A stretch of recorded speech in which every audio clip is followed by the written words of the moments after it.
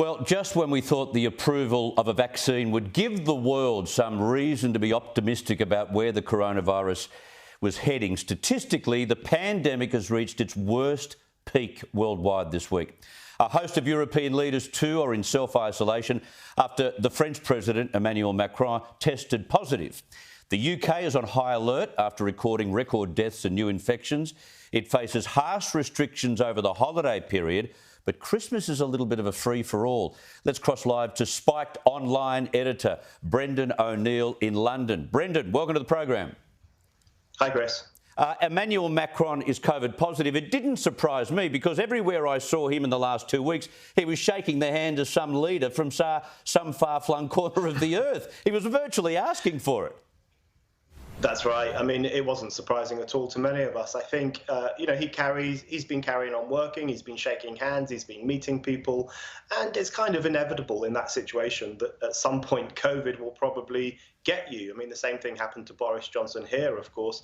So that wasn't particularly surprising. I think it's actually also quite symbolic of what's going on in Europe. As you say, the COVID virus hasn't gone away in Europe. It's still spreading. But what's becoming clear, I think, is that our governments really don't know how to deal with this virus. Their only solution is more authoritarianism, more lockdowns. And that just isn't working. We really need some fresh thinking on this. The predicament with your statistics, overnight infections and fatalities, make our crisis look non-existent. It's bad, isn't it? Yeah, we've had a very large number of deaths, very large number of infection, a huge infection rate, certainly in comparison to Australia. I've had COVID-19. I had it back in April. I've been donating my blood plasma to the NHS because that's something that people who've had COVID should do. I know lots of people who've had it. It's actually become relatively common, especially in London. But the problem is, I think, that even though it's a very contagious virus, and even though it's a virus that has a potentially deadly impact on older people, especially people over 80, I still think these constant lockdowns are a problem because what we're doing is we're not controlling the virus, which is quite a difficult thing to do, but we are destroying the economy.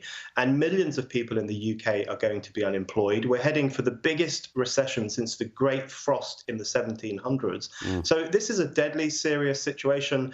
I think the way in which we've dealt with the virus actually could prove in the long term to be worse than the virus itself in terms of lost jobs, despair, mental ill health, and so on. Yeah, despair in particular. So what side of the equation are you on when it comes to Boris's edict about, free for all for Christmas, get together, have some fun? Do you agree with that theory, or do you think he should shut the joint down?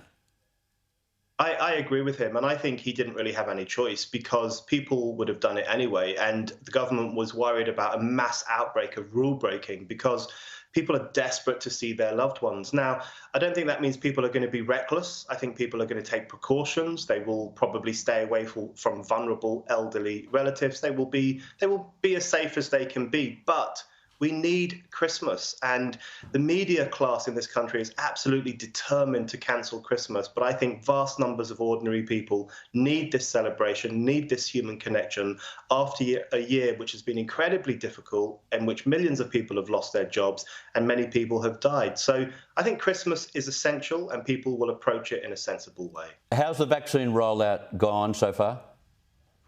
It's going pretty well.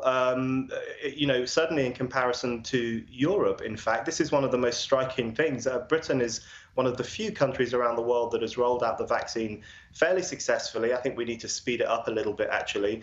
But if you look at Europe, the countries in the European Union are waiting until there is broad agreement between all 27 of them before they start the vaccine rollout. And that's a real problem because in Germany, for example, around 500 people are dying every day and every week, and that means that more people are going to die unless they speed up this vaccine rollout and get that across Europe as soon as possible. This is the problem with dealing with a committee, you see. Forget the committee, get someone in charge to make a decision. One last one, you've written an article about the new name for actor and Juno star Ellen Page. Ellen is no more. Ellen has disappeared. Ellen is now Elliot Page, and she now identifies as male. I find this a curious case. I'm a bit trans skeptical, I must say. I respect trans people, but I'm worried about trans extremism. I don't think you can click your fingers and change sex. I don't think that's how it works. And I think a lot of people out there want us to get back to reason and reality and to recognize the importance of biological sex and the truth of gender. And they don't accept the idea that you can just identify as you choose and everyone else has to bow down to it. So I'm interested in the way in which Ellen Page has disappeared. No one wants to mention her name anymore. We all now have to say Elliot Page or else we're in big trouble. The problem with that is she doesn't even look like an Elliot. No, she doesn't look like an Elliot. I mean, you know, the bottom line is this is a woman. That's the truth of it. It's a woman. Everyone knows it's a woman, and yet we are being pressured to lie to ourselves and to say that's a man and his name is Elliot. I think this year the kind of transgenderism ideology spans slightly out of control, overplayed its hand.